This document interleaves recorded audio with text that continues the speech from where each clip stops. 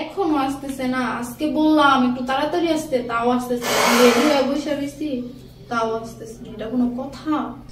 ও মনে হয় চলে আসছে। আরে ভাবি আপনি আসেন আসেন আসেন। কেউ হ্যাঁ বসেন। আরে ভাবি নতুন শাড়ি পরার ব্যাপারে কি? আরে ভাবি কি অবস্থা? নতুন শাড়ি পরে কোথায় যাচ্ছেন? না ভাবি কোথাও যাচ্ছি না, আসলে আজকে আমাদের ম্যারেজ ডে তো। তাই না? তাহলে তো আজকে ভাইয়া আপনার জন্য অনেক কিছু গিফট নিয়ে আসবে। হ্যাঁ আপনার ভাইয়া তো কয়েকদিন আগে আমার ফোন কিনে দিছে, এখন আবার আজকে আমার জন্য ডায়মন্ডের নেকলেস নিয়ে আসতেছে। আরে বলেন না, আপনার ভাইয়া তো কালকে আমার জন্য আইফোন নিয়ে আসছে। আমি কালকে কতবার করে বলছি যে আনতে না, তারপরে নিয়ে আসছে। আরে উনিও তো এরকম, কিছু না বললেও আনে। আপনার ভাইয়াও এরকম, যতই না করবো তারপরে সে রেগুলার একটা না একটা কিছু নিয়ে আসবে আমার জন্য।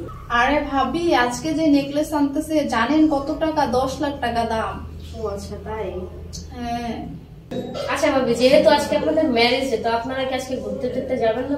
আরে হ্যাঁ ভাবি, আপনার ভাই যে আসলো বলে আমরা, আপনার ভাই আসলে কোথায় যাবেন? 5 স্টারে খেতে যাবো। আরে ভাবি আর বললেন না, গত মাসে আমরা 5 স্টারে গেছিলাম, ওখানে তো অনেক খরচ। হ্যাঁ এটা তো কোনো ব্যাপারই না আপনার ভাইয়ের কাছে। আরে ভাবি আপনার ভাই মনে এসে পড়ছে।